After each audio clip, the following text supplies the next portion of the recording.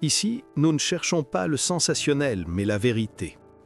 Nous racontons les faits tels qu'ils se sont déroulés, avec respect pour les victimes, leurs proches et pour la mémoire de ceux qui ne peuvent plus parler. À travers ces récits, nous essayons de comprendre, de réfléchir et de tirer des leçons des événements qui ont marqué les esprits. Parce que derrière chaque affaire, il y a des êtres humains, des émotions et souvent des mystères qui méritent d'être explorés. Installez-vous confortablement. L'histoire que vous allez entendre pourrait bien vous hanter longtemps.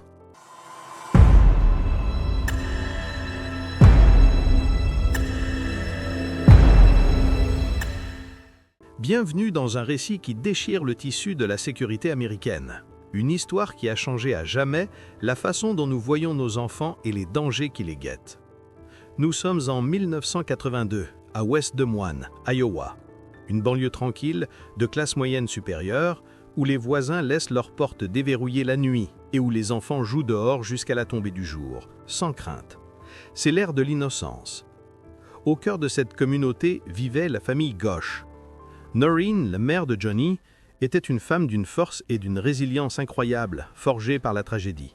Elle avait survécu à la perte de son premier mari, décédé d'un cancer, et un ouragan qui avait détruit sa maison, blessant ses 2 enfants aînés.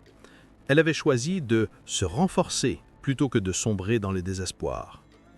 Son fils, Johnny Gosch, né le 12 novembre 1969, avait 12 ans et était un enfant on ne peut plus normal, responsable, passionné de moto tout-terrain. Pour économiser de l'argent afin d'acheter sa propre moto, Johnny travaillait comme livreur de journaux pour le Des Moines Register. Sa routine l'obligeait à se lever avant l'aube, alors qu'il faisait encore nuit.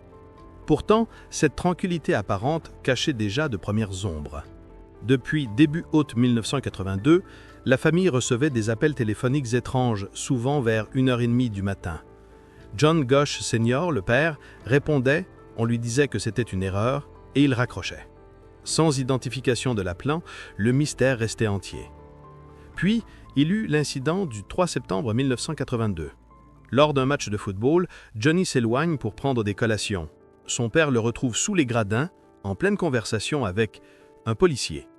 Sous les gradins, dans l'obscurité, à l'écart des regards. John n'approcha pas l'officier mais demanda à Johnny de revenir. Plus tard, Johnny dit à sa mère qu'il voulait être policier un jour, suggérant une conversation anodine. Mais dans le contexte des événements à venir, cet échange demeure profondément troublant. Pourquoi un officier emmènerait-il un enfant parler seul dans un endroit isolé? La veille de la disparition, Johnny demande à ses parents de faire sa tournée de journaux seul pour la première fois. Noreen refuse catégoriquement, craignant le noir. Son père, John, lui dit alors de le réveiller pour l'accompagner. Quelques minutes plus tard, Johnny redescend, serre sa mère dans les bras et lui dit combien il l'aime, un moment que Noreen n'oubliera jamais. Avait-il un pressentiment ou savait-il quelque chose que ses parents ignoraient? À 1h30 du matin, l'appel téléphonique étrange retentit à nouveau. Cette fois, John répond et dit « Oui, d'accord, très bien », avant de raccrocher, et assurer à Noreen qu'il s'agissait simplement d'une mauvaise connexion. Était-ce vraiment le cas? Le matin du dimanche 5 septembre 1982, Johnny, 12 ans, s'éclipsa seul de la maison, sans réveiller son père comme il l'avait promis. Il n'était accompagné que de Gretchen, son petit chien de race Dachshund. Il était 5h50 du matin. Johnny s'est rendu à pied au coin de la 42e rue et Ashworth Road pour récupérer son paquet de journaux. Et là, l'impensable s'est produit. L'enlèvement de Johnny Gosch ne s'est pas déroulé en un éclair. Il a été précédé d'une série d'interactions étranges observées par plusieurs témoins, des détails qui auraient dû alerter les autorités immédiatement. Alors qu'il approchait du point de dépôt des journaux, Johnny fut interpellé par un homme assis dans une voiture bleue bicolore, modèle récent. L'homme, garé là depuis une vingtaine de minutes, demandait des indications pour se rendre à la 86e rue, une rue pourtant située à 20 pâtés de maisons. Johnny, poli, lui fournit les directions. L'homme repart, fait demi-tour et revient quelques minutes plus tard. Cette fois, il s'adresse à Johnny et à son ami Mike, qui était aussi sur sa tournée, leur demandant collectivement la même chose. Le voisin, John Rossi, un adulte, passait par là pour récupérer son propre journal. John Rossi s'est entretenu avec le conducteur. Il a trouvé le comportement de l'homme si étrange qu'il a cru qu'il était drogué. Il était grand ouvert et je pouvais voir ses yeux fixant l'horizon, a-t-il déclaré plus tard. Pendant que Rossi parlait, Johnny chargeait son chariot. Lorsque Rossi eut fini, le conducteur devint agité. Il se glissa sur le siège du conducteur et, de manière inexplicable, il alluma et éteignit ses feux de dôme 3 fois avant de s'éloigner rapidement. Quelques instants plus tard, un autre livreur de 15 ans vit un homme grand sortir de l'ombre entre 2 maisons et marcher derrière Johnny Gosch alors qu'il se dirigeait vers la 42e rue et Marcourt Lane. Un homme qui rôde, se cachant dans l'obscurité derrière un enfant. Ce détail n'est-il pas glaçant ? Johnny déposa son chariot à l'endroit habituel. Un voisin regarda par sa fenêtre et vit une Ford Fairmont argentée s'arrêter au coin de la rue. Il se détourna brièvement.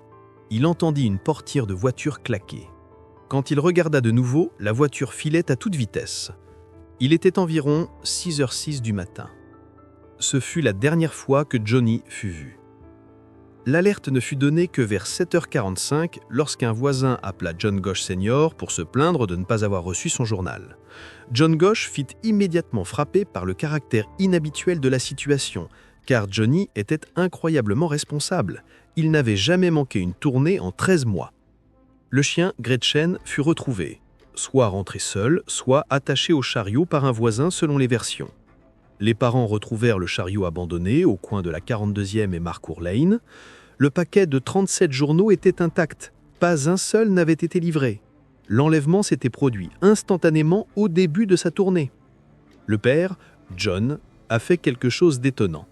Il a ramassé les journaux et les a livrés lui-même avant d'appeler la police, vers 8h30. Peut-on concevoir qu'un parent dont l'enfant vient de disparaître s'inquiète de livrer les journaux avant de chercher son fils ? Le premier acte d'incompétence choquant fut le temps de réponse. La station de police était seulement à 10 pâtés de maison, mais il fallut près d'1 heure aux officiers pour arriver. Leur premier réflexe fut d'interroger Noreen et John sur la possibilité que Johnny ait fugué. « A-t-il déjà fugué ?» demandirent-ils, suggérant que Johnny était un enfant à problème. Noreen était déjà en train de recueillir les témoignages de tous les livreurs et voisins. Elle leur fournit toutes les preuves, affirmant avec certitude qu'il s'agissait d'un enlèvement. Mais la police ne l'écouta pas, refusant même de prendre les photos de Johnny qu'elle leur tendait. Le pire était la politique d'alors. La police refusa de déclarer Johnny porté disparu tant que 72 heures complètes ne s'étaient pas écoulées. Leur argument, puisque le chariot n'avait pas été endommagé et les journaux non livrés laissés intacts, il n'y avait pas de signe évident d'acte criminel. Un raisonnement qui défie toute logique. Face à l'inertie policière, la communauté commençait à s'organiser. Mais le chef de police d'alors, Orville Cooney, un alcoolique notoire qui quitterait le service en disgrâce, arriva sur les lieux. Ivre, il monta sur une table de pique-nique et, par mégaphone, hurla aux volontaires « Rentrez chez vous. Cet enfant n'est qu'un foutu fugueur. » Cet événement fut un tournant. Les Gosch réalisèrent que la police travaillait contre eux. Noreen exigea l'intervention du FBI, mais les autorités locales refusèrent. Noreen contacta elle-même le FBI, qui accepta de venir, mais fut renvoyée par Cooney, qui prétendit ne pas avoir besoin d'aide. Noreen se vit même refuser l'utilisation gratuite d'équipes de chiens renifleurs et des hélicoptères de la garde nationale, à moins de payer $800 de l'heure. C'est là que Noreen Gosch a montré sa détermination. Elle a méticuleusement documenté chaque détail, chaque date, chaque conversation, se créant un dossier d'enquête personnelle. Les autorités de Des Moines n'ont cessé de bloquer ses efforts. Elles ont refusé de placarder des avis de recherche de Johnny à l'hôtel de ville, arguant que cela dérangerait les visiteurs de la foire locale. Devant ce refus absurde, les soupçons de Noreen ne firent que grandir. Était-ce de l'incompétence pure ou il y avait quelque chose de plus sombre? Une dissimulation? Il fallut à Noreen 4 longs mois pour que le cas de Johnny soit finalement reclassé en enlèvement. Mais le mal était fait. Les preuves initiales n'avaient pas été recueillies correctement. Pourtant, des descriptions claires de véhicules, Ford Fairmont bleu et argenté et de personnes, avaient été fournies par les témoins. Noreen fit le lien avec un article paru 2 semaines après la disparition. 2 jeunes filles de Des Moines avaient été enlevées et vendues à un réseau de trafic sexuel à Omaha, Nebraska, puis secourues. Noreen pressa la police d'enquêter sur ce lien. Le chef Cooney refusa. Après une conférence de presse où Noreen mit en lumière les échecs de la police, Cooney se rendit à son domicile et lui cria dessus. Des menaces de mort suivirent, lui intimant d'arrêter ses recherches. « Si vous ne cessez de faire des vagues, vous êtes morte. » L'insensibilité atteignit le comble, lorsqu'un enquêteur suggéra à Noreen d'avoir un bébé pour s'occuper et oublier Johnny. Le FBI, de son côté, traite à Noreen et ses efforts de folle, loons, pour avoir suggéré que son fils avait été victime de trafic sexuel. En 1983, Noreen et John engagèrent leurs propres enquêteurs privés de haut niveau, dont un ancien chef du FBI, et durent même embaucher leur propre dessinateur robot pour créer un portrait robot de l'homme vu par les témoins. Noreen, transformant sa douleur en action, a réussi un exploit historique. Le cas de Johnny, affiché sur des boîtes de lait à partir de 1984, est devenu l'un des plus célèbres du pays. Grâce à ses efforts inlassables, la loi Johnny Gosch fut adoptée en Iowa, imposant une réponse policière immédiate aux cas d'enfants disparus, mettant fin à la règle des 72 heures. Elle a témoigné devant le Sénat, exigeant des fonds fédéraux pour lutter contre les réseaux de pédophilie organisés. Son plaidoyer a conduit aux créations du Centre national pour les enfants disparus et exploités, un héritage colossal né de l'échec initial des autorités locales. Alors que l'enquête piétinait, des signes troublants confirmaient les pires craintes de Noreen. En mars 1983, à Tulsa, Oklahoma, une femme signala avoir vu un garçon s'enfuir en criant à l'aide, poursuivi par 2 hommes. L'enfant l'avait supplié « S'il vous plaît, madame, aidez-moi, je m'appelle John David Gosch ». Les hommes l'avaient rattrapé, tordu son bras et l'avaient traîné. La police locale écarta le signalement comme une « dispute familiale ». Ce n'est que des mois plus tard, après avoir vu l'image de Johnny à la télévision, que la femme insista. Les enquêteurs privés de Noreen confirmèrent, en 1984, qu'il s'agissait bien de Johnny Gosch. Une chance perdue, encore. En 1984, un enquêteur privé, Sam Soda, prit contact avec Noreen. Il prétendit qu'un informateur lui avait parlé d'un enlèvement planifié. Un autre livreur de journaux serait enlevé au sud de Des Moines la 2e semaine d'août 1984. Et, comme prédit par l'informateur, le 12 août 1984, Gene Martin, 13 ans, un livreur de journaux, disparut à seulement 7 miles de l'endroit où Johnny avait été enlevé. Seul son sac de journaux non livré fut retrouvé. Cette fois, la police et le FBI ont réagi rapidement, alertés par la similitude frappante des 2 cas. Pourtant, comme l'ont souligné les parents de Gene, les forces de l'ordre savaient gérer un vol à main armée, mais pas une disparition d'enfants. Peu après l'enlèvement de Gene, Noreen reçut une affiche étrange. Elle contenait un croquis du conducteur de la Ford bleue et un second croquis, ressemblant étrangement à Sam Soda, l'enquêteur qui avait prédit l'enlèvement de Gene. Sam Soda affirmait que le coupable était Frank Sikora, un ancien employé du Des Moines Register, renvoyé pour avoir agressé sexuellement au moins 14 livreurs de journaux. Sikora connaissait toutes les routes. Mais quel rôle Sam Soda jouait-il réellement ? En 1985, un signe poignant de vie apparut. Une femme de Sioux City, Iowa, reçut en monnaie un billet de $1 sur lequel était écrit à l'encre « Je suis vivant, Johnny Gosch ». L'analyse graphologique a confirmé que la signature était bien celle de Johnny. Bien que le billet ait été en circulation depuis 1974, la signature indiquait que Johnny était en vie après son enlèvement. Mais comment une mère pouvait-elle continuer à vivre avec l'espoir qu'il était vivant tout en sachant qu'il ne pouvait pas revenir ? En 1988, Noreen reçut une lettre dactylographiée, postée de l'Idaho. Elle s'effondra en la lisant. La lettre disait « On ne me permettra pas de rentrer à la maison. Ils m'ont coupé les cheveux, teint mes cheveux, j'ai l'air différent. S'il vous plaît, ne m'oubliez jamais. » La signature était distinctive et personnelle. « Love your son, Johnny Gosch ». Johnny avait l'habitude de signer ses lettres de cette façon particulière, un détail que seuls ses parents connaissaient. Noreen en était certaine. C'était lui. L'affaire entra dans une nouvelle dimension terrifiante en 1989 avec l'apparition de Paul Bonacci.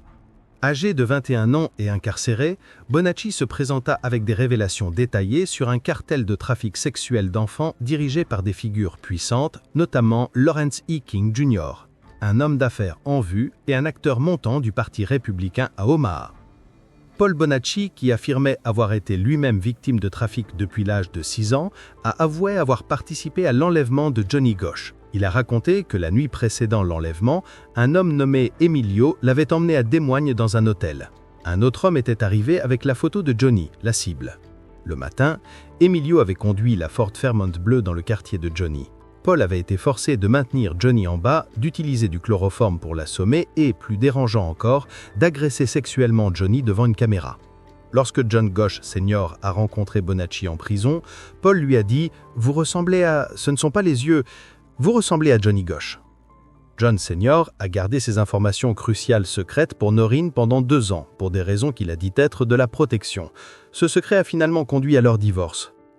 Malgré les témoignages d'autres victimes et les accusations contre Lawrence King pour avoir organisé des ventes aux enchères d'enfants, l'affaire fut classée sans suite par le grand jury comme un canular soigneusement élaboré. Paul et une autre victime, Alicia Owen, furent accusés de parjure. King, quant à lui, fut uniquement condamné pour un détournement de fonds de 40 millions de dollars. Mais en 1991, Noreen rencontra Paul Bonacci et fut convaincu. Paul connaissait des détails intimes et non publiés sur Johnny, sa propension à bégayer lorsqu'il était nerveux, une cicatrice sur la langue, une cicatrice due à une brûlure sur sa jambe inférieure et le fait que Noreen était professeur de yoga. Comment Paul aurait-il connu ces secrets sans avoir été physiquement avec Johnny? Paul révéla également que l'homme qui avait montré la photo de la cible à l'hôtel était Sam Soda, l'enquêteur privé qui avait prédit l'enlèvement d'Eugène Martin. Paul a guidé les enquêteurs vers une maison au Colorado où Johnny et d'autres garçons avaient été détenus. Dans le documentaire Où took Johnny, Paul a montré une cachette souterraine, un trou creusé sous la maison où les enfants étaient cachés lorsque la police passait. Des initiales étaient gravées dans les poutres de bois. Malgré ces preuves physiques et corroborées, et malgré la découverte d'un message sur un mur de toilette à Denver disant « Johnny Gosch était ici », que Paul a pu décrire en détail, le FBI et la police de West Des Moines ont refusé de parler à Paul Bonacci ou de suivre ses pistes. Pourquoi ? Pourquoi cette résistance farouche? Dans un segment choquant, un agent du FBI interrogé sur l'affaire Johnny Gosch est devenu visiblement troublé, et le service de presse a coupé court à la conversation, affirmant qu'il ne pouvait pas en parler. Que craignait-il de révéler? Les théories les plus sombres tournaient autour de la raison pour laquelle les forces de l'ordre avaient reçu l'ordre de rester inactives le matin de l'enlèvement. Paul Bonacci a levé un coin du voile. Lors d'une audience en 1999, le juge lui demanda comment les ravisseurs savaient que Johnny serait seul ce matin-là. Bonacci répondit sans hésitation. Des arrangements préalables ont été pris avec M. Gosch au téléphone à 1h30 du matin. On lui a dit de ne pas aller faire la tournée le lendemain matin. Cette accusation, que Noreen n'avait jamais entendue auparavant, jetait un doute terrible sur John Gosch Sr. Pourquoi son père avait-il permis cela? D'autres faits étranges ont alimenté la suspicion. John Sr. fréquentait un club connu pour être un lieu de recrutement pour Lawrence King. Pire encore, John Sr. avait emmené une autre femme en prison pour rencontrer Paul Bonacci, la présentant à 25 reprises comme Noreen, sa femme. John Sr. a publiquement mis en doute le récit de son ex-épouse sur les événements postérieurs, avant de quitter la région. Si cette terrible trahison était vraie, elle expliquerait l'immobilisme de la police. Le système était impliqué, peut-être dès le début. Puis, en 1997, après des années de silence et de combat, Noreen fut forcée par un serment sous la contrainte du tribunal de révéler son plus grand secret. En mars 1997, vers 2h30 du matin, on frappa à sa porte. Elle vit un jeune homme à travers l'entrebâillement, les cheveux teints en noir de jais, l'air méconnaissable. Mais elle a regardé ses yeux. Les yeux ne changent pas, a-t-elle témoigné. Elle a demandé « Qui est-ce » Il a répondu « C'est moi maman, Johnny ». Johnny, qui avait 27 ans à l'époque, a confirmé son identité en lui montrant la tache de naissance sur sa poitrine. Ils ont parlé pendant près de 2 heures. Il a confirmé tout ce que Paul Bonacci avait dit sur son enlèvement et son intégration forcée dans une organisation de trafic sexuel. Il lui a expliqué pourquoi il ne pouvait pas rester, pourquoi il ne pouvait pas rentrer à la maison, même s'il était libre de la captivité directe. Il vivait sous une fausse identité, craignant que les ravisseurs ne reviennent pour tuer le témoin de leur crime, Johnny. Il craignait aussi la vie de sa mère si elle le dénonçait. Noreen comprit la douleur de son fils. Elle a gardé le secret pendant des années. Comment ne pas respecter le souhait de son propre enfant de survivre, même si cela signifiait le perdre à jamais?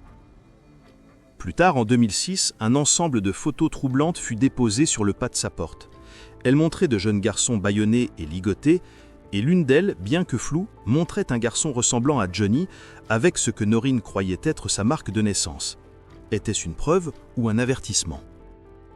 L'une des théories les plus tenaces, bien que non prouvée, est que Johnny Gosch serait aujourd'hui Jeff Gannon, un ancien escort boy qui avait obtenu des accréditations de presse pour la Maison-Blanche malgré ses faibles qualifications.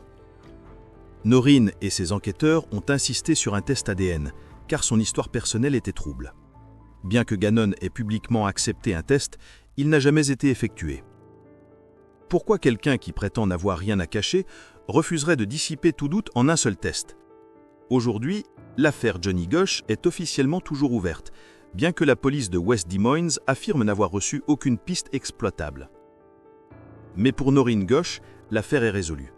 Elle sait que Johnny a été victime de la traite humaine et qu'il est vivant.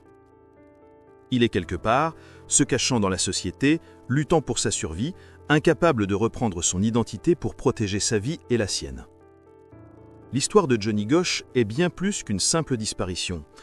C'est l'histoire d'une mère qui a dû se battre contre la négligence, la corruption et un système qui refusait de croire que des réseaux criminels organisés pouvaient opérer en plein jour. Combien d'autres enfants ont disparu de la même manière, engloutis par ces anneaux impitoyables, forcés de vivre dans l'ombre par peur d'être tués s'ils parlent. L'héritage de Noreen Gosch, le National Center for Missing and Exploited Children, et la loi qui porte son nom, a sauvé des milliers d'enfants. Mais le mystère de son propre fils, et la question de savoir qui a donné l'ordre de ne pas chercher, demeure. Était-ce de l'incompétence ou la protection d'hommes puissants, de figures respectées dans la politique, la finance et peut-être même les forces de l'ordre? Johnny Gosch est le visage de l'innocence perdue, l'enfant qui ne pouvait pas rentrer chez lui. Et nous sommes obligés de nous demander si l'histoire est si clairement tracée, si les témoins ont parlé, si les victimes ont avoué. Pourquoi 40 ans après, les institutions persistent à dire qu'elles n'ont aucune idée de ce qui lui est arrivé? La vérité est-elle simplement trop sombre pour être admise? Imaginez une nuit de Noël, une nuit glaciale, enveloppée d'un brouillard si épais qu'il coupe la lumière et le son. Une nuit que des millions de Français célèbrent, mais qui, pour une petite commune de Charente, va basculer dans un mystère glaçant qui dure depuis un demi-siècle.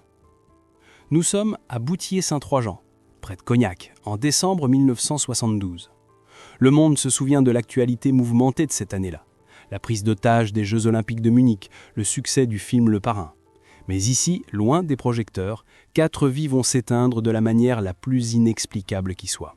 C'est l'affaire des disparus de Bouthier, une énigme unique dans les annales judiciaires françaises. Une famille entière, la famille Méchineau, Jacques, Pierrette et leurs 2 jeunes enfants, s'est volatilisée. Pas un corps, pas une valise, pas une seule trace de leur voiture. C'est comme si, en l'espace de 10 minutes de trajet, le brouillard les avait avalés. 50 ans plus tard, ce dossier complexe et insensé continue de hanter les enquêteurs. Il n'y a aucune piste certaine, aucun indice probant. Aujourd'hui, nous allons plonger au cœur de cette disparition, revivre cette nuit fatale et explorer les hypothèses qui, depuis des décennies, torturent la justice et la famille. Accrochez-vous, l'histoire des Méchineau est celle du crime parfait ou de la fuite la plus audacieuse. Pour comprendre ce qui a pu se passer cette nuit-là, il faut d'abord s'intéresser à qui étaient les Méchineau. Jacques Méchineau a 31 ans. C'est un homme sérieux, bosseur et décidé.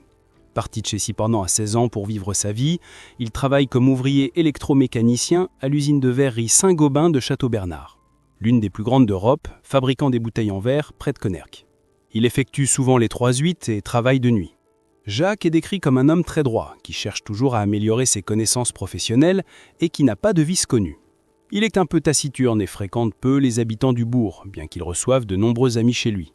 Sa plus grande passion est la mécanique. Il répare des voitures et des motocyclettes, ce qui lui permet d'arrondir ses fins de mois grâce à du travail au noir non déclaré. C'est un détail important, car ce travail non déclaré lui a permis de mettre de côté une somme conséquente, estimée à l'époque à environ 50 000 francs. Il est marié à Pierrette, de 29 ans, depuis 7 ans. Jacques l'a épousée alors qu'elle est enceinte en janvier 1965. Pierrette est une femme décrite comme jolie, gentille, agréable, et elle s'occupe du foyer et de leurs 2 charmants garçons. Ces garçons sont Éric, l'aîné de 7 ans, et Bruno, le petit dernier, âgé de 4 ans. Des enfants remplis d'insouciance, aimant jouer, Jacques aimait incontestablement sa femme et ses enfants, qui étaient sa plus grande fierté. Depuis 2 ans et demi, la famille réside dans une petite maison au volet vert, au 14 route de Saint-Rojan, à Bouthier. Les anciens propriétaires les décrivent comme un couple extrêmement gentil, honnête et d'une conduite irréprochable. En apparence, ils mènent une vie banale, comme des millions d'anonymes. Cependant, derrière les volets verts et le semblant de normalité, des failles profondes minaient le couple. Jacques était un travailleur acharné, mais il passait tout son temps libre les mains dans le cambouis, négligeant Pierrette. Pierrette, peut-être délaissée ou s'ennuyant dans son rôle de femme au foyer, entretenait une liaison extra-conjugale depuis plusieurs mois. L'amant n'est autre que Maurice, le fils de leur voisin direct à Boutier. Pierrette, pour faciliter leur rencontre en l'absence de Jacques, qui travaillait souvent de nuit, lui avait même confié une plaie de la maison. Pierrette et Maurice entretenaient cette relation secrète depuis 2 ans et se considéraient comme amoureux.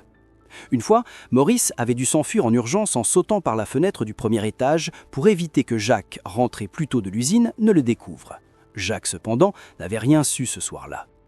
La situation conjugale était devenue très tendue. Pierrette s'était confiée à sa sœur. Elle voulait se séparer de Jacques et allait divorcer après les fêtes de fin d'année. Jacques, de son côté, était d'un tempérament jaloux, exclusif, et avait clairement prévenu de sa réaction en cas de trahison. À propos d'un fait divers où un homme avait tué sa femme infidèle, il aurait dit à Pierrette « Si tu me trompais, je ferais la même chose ». Il avait même confié à un collègue « Si j'apprends que ma femme me trompe, tout le monde y passera. Il n'y aura pas de rémission ». Le secret éclate environ une semaine avant la disparition, le samedi 16 décembre 1972. Jacques Méchineau apprend la tromperie. L'amant, Maurice, en est informé à son tour le lundi suivant. 4 jours avant Noël, le mercredi 20 décembre, Maurice aperçoit Pierrette pour la dernière fois à sa fenêtre. Elle lui confirme que Jacques est au courant. Selon Maurice, Pierrette portait alors des marques de strangulation et un œil poché, suggérant que Jacques avait déjà levé la main sur son épouse, lui ayant mis une bonne tabassée. Elle lui aurait dit de ne pas s'inquiéter. Un autre détail crucial se déroule ces jours-là. Le mercredi 20 et le jeudi 21 décembre, Jacques Méchineau s'absente pour faire 2 allers-retours en Vendée pour rendre visite à un ancien camarade de régiment. 4 jours plus tard, la famille s'évapore. Nous arrivons au dimanche 24 décembre 1972. Les Méchineau sont en congé. Leur vie, qui était déjà une poudrière, est sur le point d'exploser. Dans l'après-midi, un collègue et ami de Jacques, M. Fontagnas, arrive en voiture chez les Méchineau pour les emmener. Le collègue et sa femme les ont invités à passer le réveillon de Noël chez eux, rue de la Plante à Cognac, à environ 4,5 km de Boutier. Jacques, Pierrette, Éric et Bruno montent dans leur voiture, une Simca 1100 Grenade, immatriculée 544 GVB 16, et suivent le véhicule du collègue. Soirée du 24 décembre, Cognac. Les 2 familles passent la soirée ensemble. L'ambiance est conviviale. Selon les Fontagnas, les Méchineau semblent normaux. Jacques et Pierrette s'abusent ensemble. Un point important, personne ne se souvient avoir vu la moindre marque de coup sur le visage de Pierrette ce soir-là. Jacques d'ailleurs, ne pas pressé de partir, ce qui étonne même son collègue qui doit pourtant se lever à 4 heures du matin. Vers 1 heure du matin, 25 décembre. La soirée prend fin. Jacques et Pierrette décident finalement de rentrer. Les enfants, Éric et Bruno, sont impatients de retrouver leur foyer pour déballer leurs cadeaux. 1h30 du matin, le couple Fontagnas raccompagne la famille jusqu'à leur voiture, la fameuse Simca. Dehors, le temps est terrible. Une nuit glaciale, enveloppée d'un brouillard givrant à couper au couteau. La visibilité est inférieure à 3 mètres. Jacques monte le premier dans la voiture, démarre le moteur pour dégivrer le pare-brise et réchauffer l'habitacle. Pierrette et les enfants montent à bord, les portières claquent, la Simca s'enfonce dans la purée de pois. Ils n'ont qu'à 10 minutes de route à faire. Plus personne ne reverra jamais la famille Méchineau. Le lendemain, 25 décembre, la famille devait déjeuner avec Jean-Paul, le frère cadet de Jacques, mais ne se présente pas. Jour suivant, 26 décembre, Jacques ne se présente pas à l'usine. Les enfants sont absents de l'école. Personne n'a été prévenu. C'est l'entre-deux-fêtes et l'absence n'inquiète pas immédiatement les autorités. Cependant, Maurice, l'amant, s'inquiète rapidement. Il remarque que la Simca n'est pas garée devant la maison comme d'habitude. Comme il possède un double des clés, il entre discrètement. Il découvre que les volets sont clos et que le linge est toujours étendu dans le jardin. Il pénètre à l'intérieur. La maison est figée dans le temps. Le plus troublant, le poêle est éteint et froid. Il n'y a plus de fioul. Maurice, inquiet, prévient le beau-frère de Pierrette. 6 janvier 1973, l'alerte officielle. 13 jours se sont écoulés depuis le réveillon. La famille n'est toujours pas rentrée. Le père de Pierrette, Pierre Hénard, se rend à la gendarmerie de Cognac pour signaler la disparition. Les gendarmes se rendent au domicile des Méchineau. Ils pénètrent dans la maison au volet vert et sont frappés par l'impression de temps suspendu. La scène du crime ou de l'absence? Les cadeaux de Noël des enfants sont intacts au pied du sapin. Ils n'ont pas été ouverts. Dans le réfrigérateur, la dinde et les huîtres prévues pour le repas de Noël du 25 décembre se trouvent toujours là, désormais périmés. Les vêtements sont rangés dans les armoires et rien ne manque. Le chéquier est sur le frigo. Les papiers d'identité et le livret de famille sont laissés dans le bureau. La conclusion est sans appel, la famille est partie en laissant toutes ses affaires, sans repasser chez elle après avoir quitté Cognac. Les gendarmes de Cognac, qui n'avaient pas pris la situation au sérieux au début, arguant que les méchinots étaient peut-être en vacances, se retrouvent face à une énigme totale. Le retard à l'allumage est préjudiciable, car les recherches ne démarrent sérieusement que 2 semaines après la disparition. Piste numéro 1. L'accident de la circulation, la première hypothèse. Étant donné le brouillard intense et le fait que les méchinots sont partis en voiture, la thèse privilégiée au départ est celle d'un accident. La route pour rentrer chez eux passe obligatoirement près de la Charente. La Simca aurait-elle basculé dans le fleuve?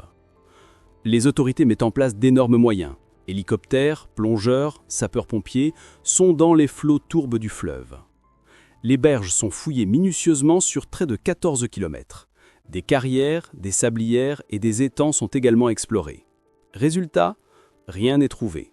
Pas de Simca, pas la moindre trace de pneus près des berges. Les enquêteurs doivent se rendre à l'évidence. Soit la voiture est tombée dans un endroit non détectable, trou profond, siphon de carrière, soit la thèse de l'accident est fausse. Piste numéro 2. La disparition volontaire, la fuite organisée. L'alerte tardive a donné au Jacques Méchineau le temps de s'organiser et de partir très loin en France ou à l'étranger. Cette hypothèse est d'autant plus crédible que Jacques avait retiré la quasi-totalité de l'argent de son compte bancaire et que les 50 000 francs de son travail au noir ont disparu. Jacques avait les moyens de financer une nouvelle vie. De plus, en tant qu'employé à Saint-Gobain, il avait beaucoup voyagé, en Italie, en Espagne, au Maroc, et avait même déjà évoqué l'idée de partir en Australie, pays qui cherchait de la main-d'œuvre qualifiée dans les années diptantes. Maurice, l'amant, est d'ailleurs convaincu que la famille a pris la fuite en Australie. Cependant, il aurait emmené Pierrette et les enfants contre le grain de son épouse. Le fait d'avoir laissé tous les papiers d'identité et le livret de famille à la maison affaiblit cette thèse, car il serait beaucoup plus difficile de s'établir dans un nouveau pays, même si Jacques aurait pu se procurer de faux passeports. D'autres indices semblent pointer vers une fuite plus locale, vers la Vendée. Le beau-frère de Pierrette, Daniel, aurait cru savoir qu'un certificat de baptême au nom d'un des enfants méchinots aurait été demandé à Cognac au début des années 80 pour une communion avec une adresse mentionnée à Pousanges en Vendée. Ceci fait écho aux 2 allers-retours de Jacques en Vendée pour voir son ancien camarade de régiment, juste avant la disparition. Cette piste de la Vendée, bien que considérée comme potentiellement sérieuse par certains, n'aurait toutefois jamais été suffisamment vérifiée à l'époque. Piste numéro 3, l'acte criminel, tuerie familiale ou tiers. Compte tenu de la violence dont Jacques avait fait preuve envers Pierrette et de ses menaces glaçantes en cas d'adultère, la piste de la tuerie familiale orchestrée par le père de famille est fortement envisagée.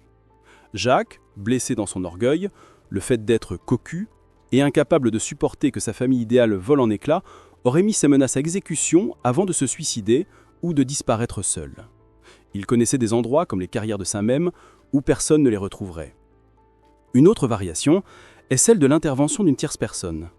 Jacques réparait des voitures au noir, ce qui aurait pu le mettre en contact avec de mauvaises fréquentations, menant à un règlement de compte. L'amant, Maurice, est rapidement suspecté et interrogé. Bien qu'il ait un mobile potentiel, jalousie ou désir de possession, aucune preuve n'a jamais pu être trouvée contre lui. Enfin, un élément vient troubler l'enquête en 2003. Un corbeau contacte un habitant de Boutier passionné par l'affaire, décrivant un meurtre survenu à 3 heures du matin et donnant des noms et un lieu précis où se trouveraient les corps. Les vérifications menées par les gendarmes sur la base de ces informations n'aboutissent à rien et le corbeau se tait définitivement. Le dossier tombe dans l'oubli pendant près de 3 décennies.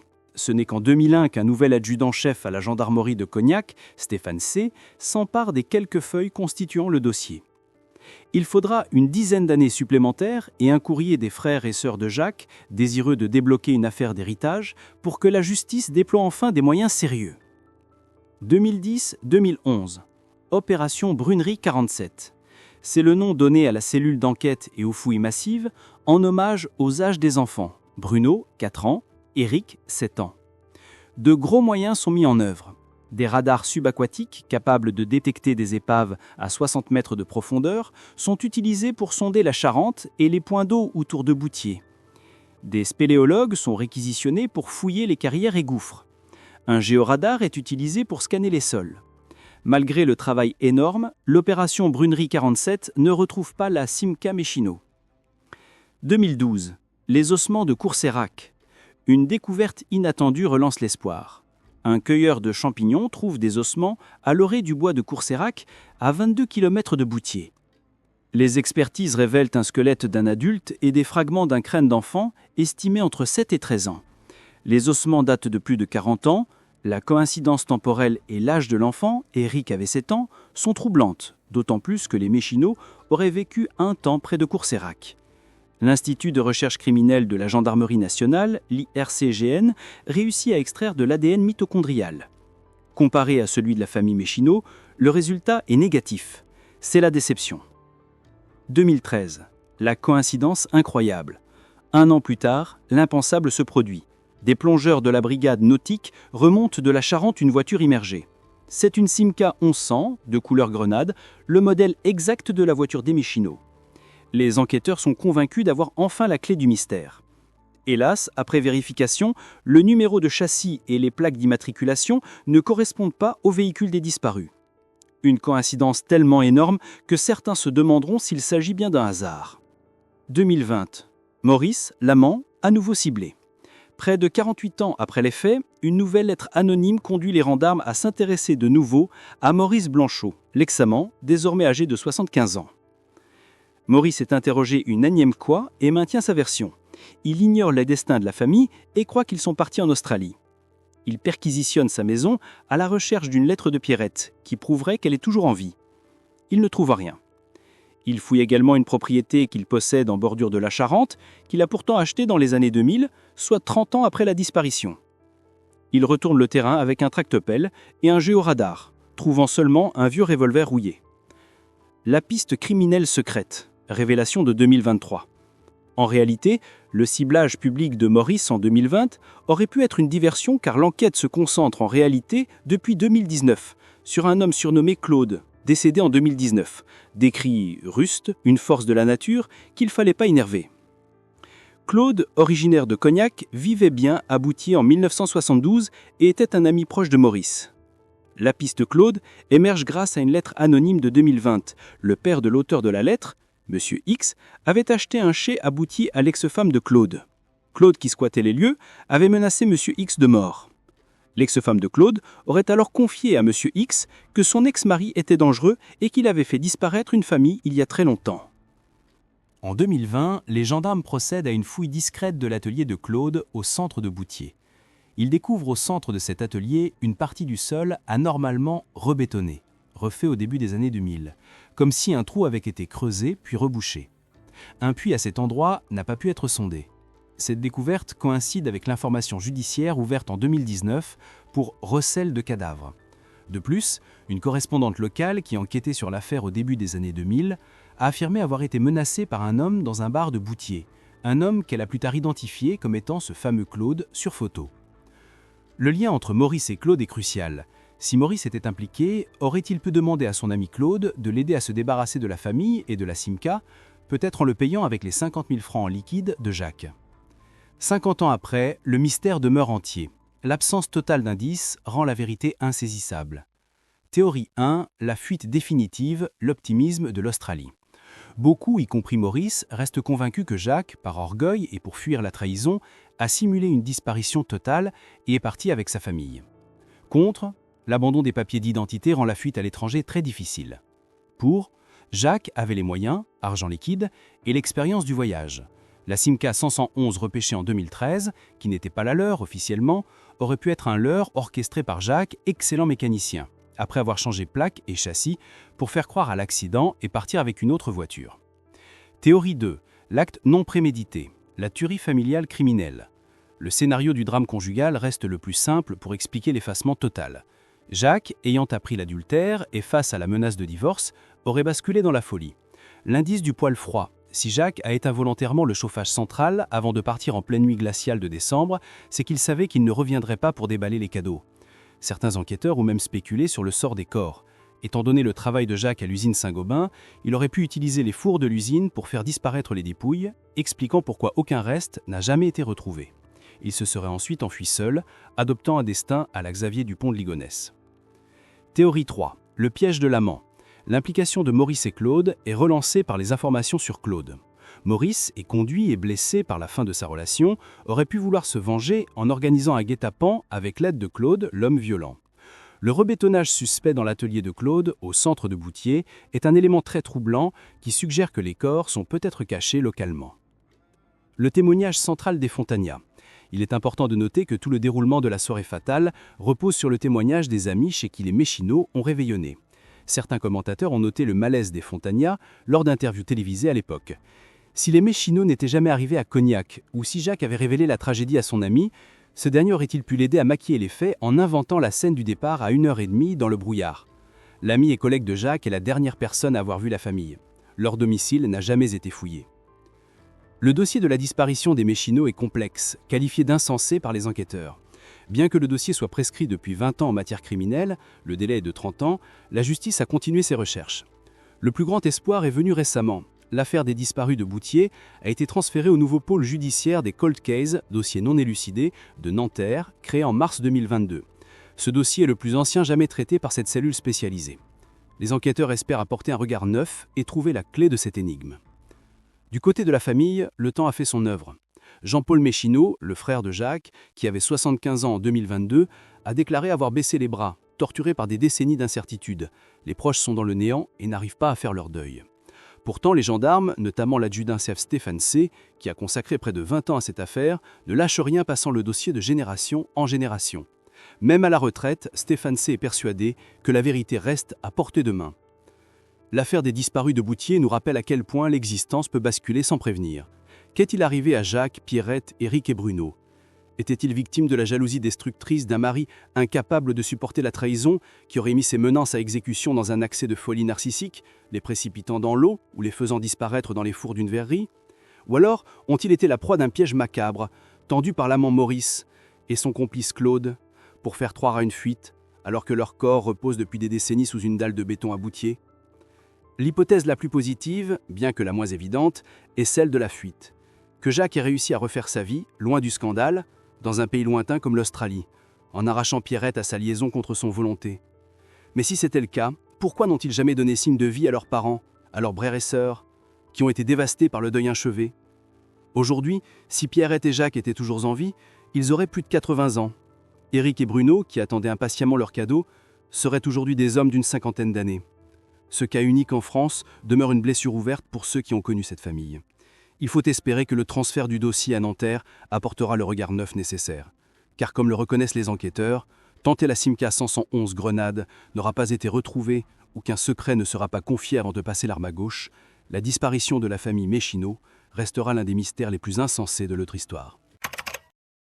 Il existe des moments précis où l'histoire d'une vie bascule, où l'avenir se fige et où la normalité se transforme en un mystère infini. Pour les enquêteurs, pour les amis, pour la famille, ces instants deviennent à la fois précieux et cruels. Ils représentent le dernier signe de vie. Notre histoire commence dans la Forêt-Noire, en Allemagne, le 10 septembre 2020. Il est 9h50 du matin. Sur les images granuleuses d'une caméra de surveillance d'un supermarché de Totmos, une jeune femme apparaît. Elle s'appelle Scarlett S. Elle a 26 ans. Elle achète une bouteille d'eau et quelques provisions pour sa journée de marche. Scarlett semble absolument normale. Elle n'est ni paniquée, ni nerveuse. Elle fait simplement ce que tout randonneur fait avant de partir à l'aventure. Pourtant, ces quelques secondes capturées par la caméra sont le dernier instant vérifié où Scarlett S. a été vue. Elle sort du magasin et s'engage sur le chemin menant au sentier de randonnée. La question obsédante demeure, que s'est-il passé juste après ce dernier signe de vie ? Une vaste opération de recherche sera lancée. Mais depuis ce jour, Scarlett a disparu sans laisser de traces. Et la police a dû se poser une question terrible, son absence est-elle involontaire ? Pour comprendre ce silence soudain, il nous faut d'abord connaître celle qui s'est évaporée dans la nature. Scarlett grandit dans une famille aimante et protectrice, près de Paderborn. Elle est une âme libre, indépendante, qui aime voyager. Elle refuse de se laisser limiter par quoi que ce soit. Elle avait une facilité naturelle à nouer des connaissances et à faire confiance aux gens. Elle était ouverte, un trait de caractère qui, selon une psychiatre, peut être à la fois un avantage dans un groupe d'intérêts comme la randonnée et un risque.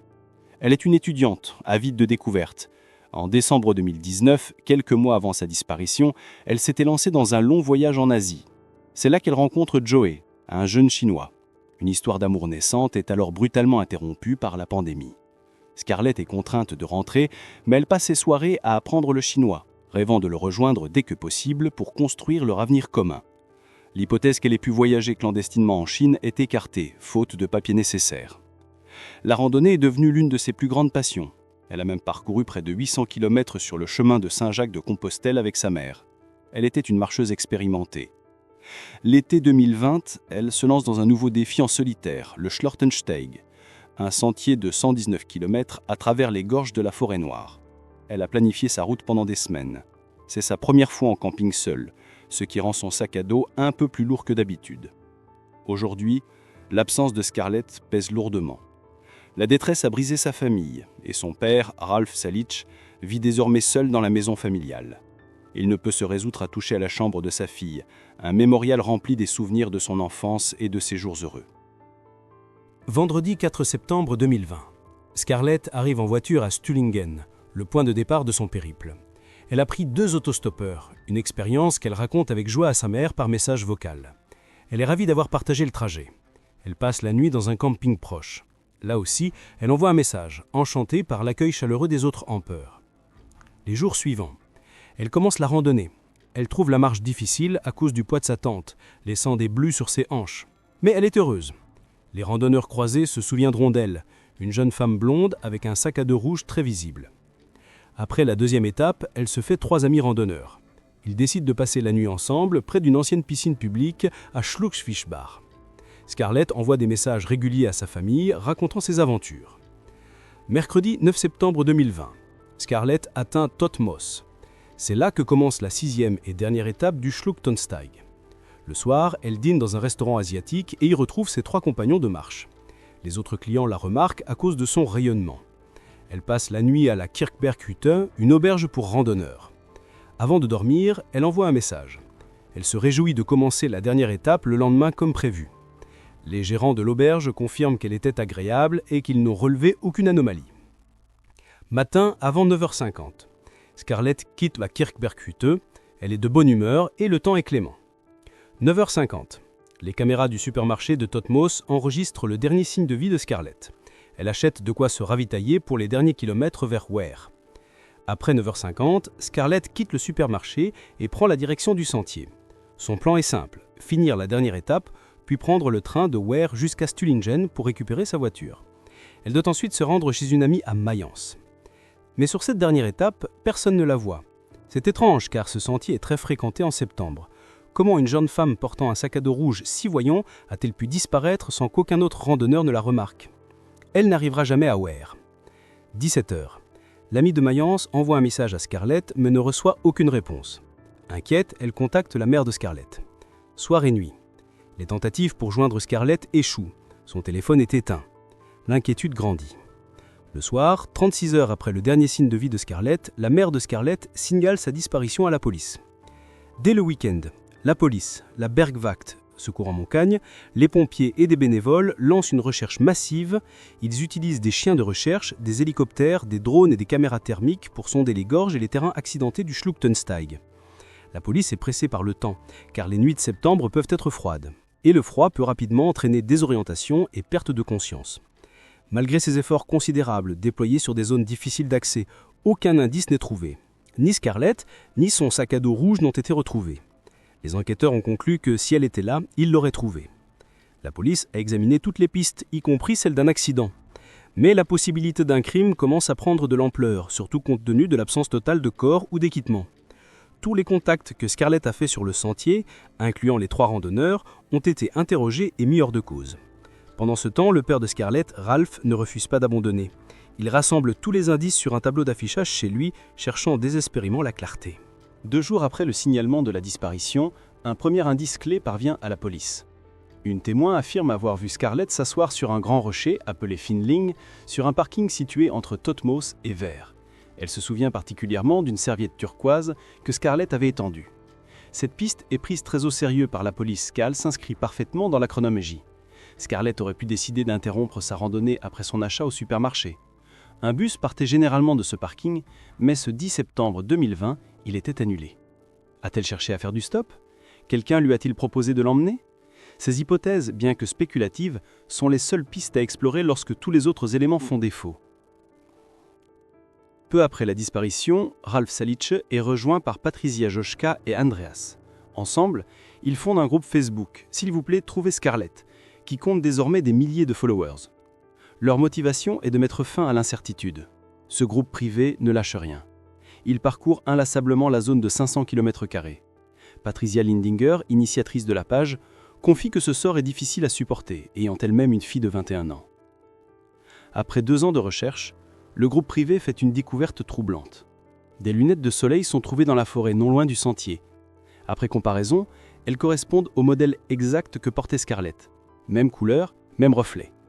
La police les examine, mais aucune trace d'ADN humain n'est trouvée, suggérant qu'elles sont restées longtemps à l'extérieur. 1 an plus tôt, un rebondissement majeur avait eu lieu. Des chiens de recherche, ramenés sur les lieux par le groupe privé, ont retracé la piste de Scarlett. L'odeur s'est arrêtée net au niveau du Finling, le rocher mentionné par la témoin. Ce rocher semble être le dernier point de présence confirmé de Scarlett. Cette concentration des indices sur ce parking pose une question sinistre. Scarlett a-t-elle rencontré un agresseur ici?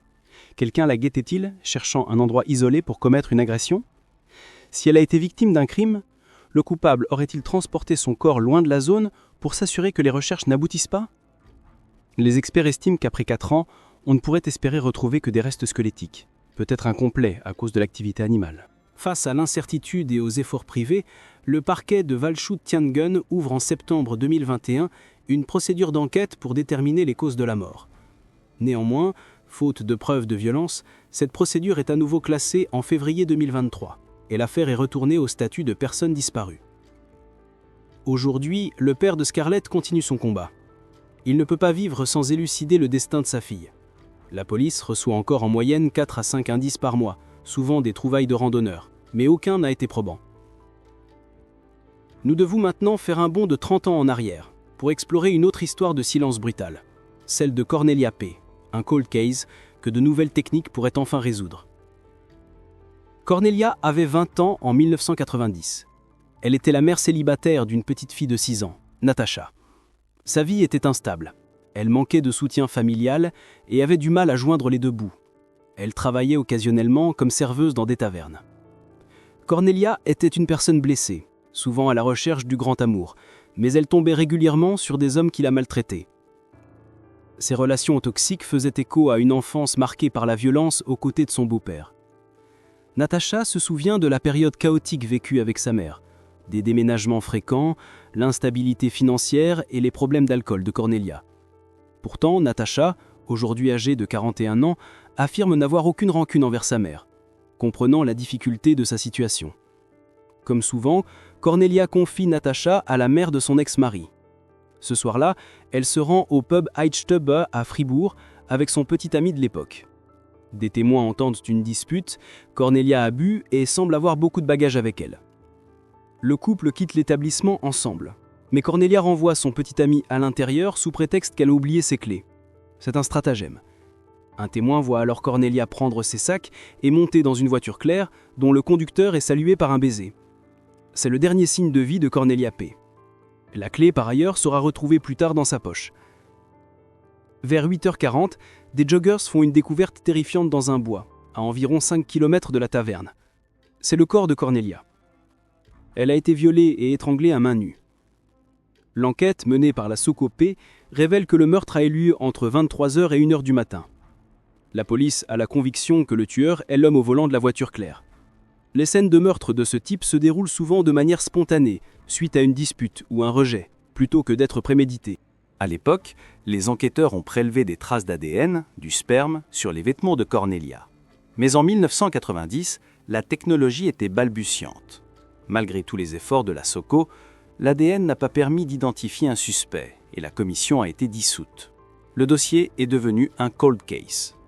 34 ans plus tard, Natacha se bat pour la mémoire de sa mère. Elle a finalement pu consulter les 3000 pages du dossier. Elle y a décelé des incohérences et des lacunes. Elle est convaincue que l'homme qui a pris sa mère en voiture est le meurtrier. Le fait que le corps ait été découvert rapidement au bord d'un chemin et que les affaires de Cornelia aient été retrouvées dans le secteur du Mooswald à Fribourg suggèrent au contraire que le tueur connaissait très bien la région. Natacha garde de forts soupçons envers le petit ami de sa mère de l'époque, bien que son ADN l'ait innocenté. Elle ne peut s'empêcher de penser qu'il savait quelque chose ou qu'il connaissait le conducteur. Aujourd'hui, l'espoir renaît.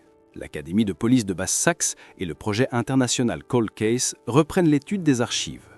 L'objectif est d'appliquer les méthodes modernes aux informations oubliées ou négligées dans les dossiers.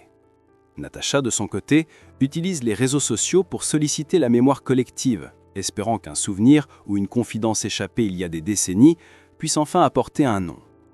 Elle porte autour du cou la seule chose matérielle qui lui reste de sa mère, une chaîne. Cet objet est sa force, sa motivation. Dans les affaires de Scarlett S. et Cornelia P., le dénominateur commun est le vide laissé par une fin inconnue. Une jeune femme se préparant à la fin de sa randonnée, une mère montant dans une voiture pour une dernière course. Ce sont des moments ordinaires qui, rétrospectivement, nous rappellent à quel point la vie peut être fragile. Pour Ralph Salic, l'incapacité à élucider le destin de sa fille est une torture. Pour Natacha Pfau, c'est un combat de toute une vie pour donner un sens à la mort prématurée de sa mère. Ils ne peuvent pas s'arrêter. Ils luttent contre le temps qui passe, l'incertitude et le silence. Ils nous rappellent que ces disparitions ne sont pas de simples dossiers dans des classeurs. Ce sont des êtres humains qui manquent, dont les rires, les projets et les affections ont été effacés. Leurs familles vivent avec l'espoir que la plus petite trace, le plus infime indice ou la plus ancienne des confidences puisse enfin apporter un nom. Il reste donc un appel à ceux qui savent. 34 ans d'attente pour Natacha et plus de 4 ans d'incertitude pour Ralph. La justice n'a pas de date de péremption. Le 22 juillet 2001, un dimanche après-midi ensoleillé à Richmond, Indiana, la vie de Marilyn Renée McCown, connue de tous sous le nom de Nikki, est sur le point de basculer. À 28 ans, Nikki est une femme pleine de détermination et d'ambition. Depuis son plus jeune âge, elle se passionne pour la justice pénale, rêvant de rejoindre le FBI ou les US Marshals. Elle est brillante, indépendante et excelle à l'école, figurant régulièrement sur la liste du doyen à Sinclair Community College. Mais Nikki désire aussi une famille. Elle a déjà une fille, Peyton, née d'une relation antérieure avec un homme de Richmond nommé Stephen Johnston. Cette relation avec Stephen fut difficile. Il l'a trompée et s'est montré parfois violent. Nikki a dû le quitter, mais ils ont maintenu une relation positive pour le bien de leur fille. Le destin frappe le nouveau, lorsque son premier amour, Bobby Webster, revient de Californie. Ils s'étaient rencontrés au lycée et s'étaient séparés lorsque Bobby a parti. Dès son retour, la flamme se rallume. Leur histoire est décrite comme un véritable tourbillon romantique. Nikki est sur le point d'avoir tout ce qu'elle a toujours voulu. Elle jongle avec son poste de garde pénitentiaire, où elle a rapidement progressé pour devenir chef comptable et même rejoindre l'équipe de négociation d'otages. Et ses études. Bobby la demande en mariage. La date est fixée, le 18 août 2001. Il ne reste que 3 semaines.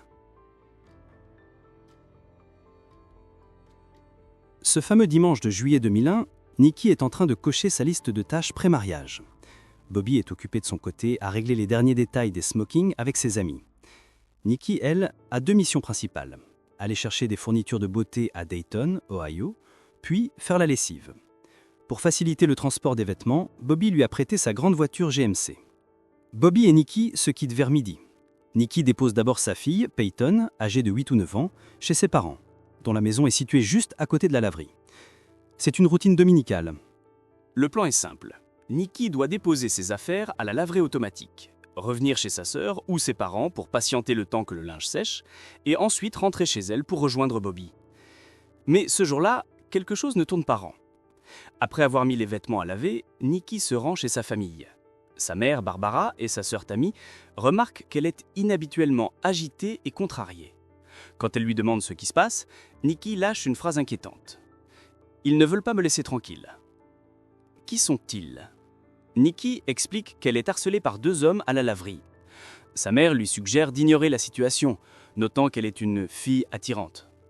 Pour éviter tout problème, Barbara propose à Nikki de ramener le linge mouillé et d'utiliser le sèche-linge familial. Mais Nikki est têtue et indépendante. Elle refuse l'aide de sa mère, affirmant qu'elle peut gérer la situation. Elle dit à sa famille qu'elle va simplement retourner à la laverie pour récupérer le linge sec, puis qu'elle reviendra chercher Peyton. Nikki McCowan quitte la maison de sa famille et se dirige vers la laverie. Elle ne sera plus jamais revue. Vers 16h30, Bobby revient du magasin de Smokings. Il ne s'inquiète pas immédiatement. Il suppose qu'elle est soit en train de faire du shopping supplémentaire, soit en train de discuter du mariage chez une amie, ou même qu'elle est partie travailler. Nikki, passionnée par son emploi à l'établissement correctionnel de Dayton, Ohio, à 40 minutes de là, se rendait occasionnellement au travail même si elle n'était pas appelée. Bobby s'installe devant la télévision et perd la notion du temps. Mais à 17h30, Nikki n'est toujours pas rentrée chez sa sœur, ni n'a donné signe de vie. Quand Bobby essaie de l'appeler, il n'y a pas de réponse. Le premier véritable signal d'alarme survient lorsque la grand-mère de Peyton appelle Bobby. Nikki n'est pas venue chercher sa fille. C'est totalement inhabituel. Peyton est récupérée par son père, Steven Johnston. Bobby, les frères et sœurs de Nikki et ses parents se réunissent pour élaborer un plan. L'inquiétude monte, d'autant plus que Nikki a laissé son sac à main et sa carte d'identité dans l'appartement qu'elle partageait avec Bobby et Peyton. Si elle avait prévu de s'éloigner ou de retourner à Dayton, elle n'aurait jamais fait ça. Entre 21h et 22h, la famille commence à appeler les hôpitaux locaux, craignant qu'elle ait été victime d'un accident. Toutes les pistes sont des impasses. Vers 23h, le père de Nikki prend une décision. Il faut signaler sa disparition. La famille se rend au département de police de Richmond pour déposer un rapport de personnes disparues. Mais la police refuse d'ouvrir immédiatement une enquête. La raison est frustrante. Il faut attendre 72 heures pour signaler la disparition d'un adulte, car la loi présume qu'elle a le droit de partir si elle le souhaite. Malgré les protestations de la famille, l'insistance sur l'imminence du mariage et le fait que ce comportement n'est absolument pas celui de Nikki, les autorités concluent qu'elle a probablement simplement eu la peur de l'engagement, cold feet, stressée par le mariage.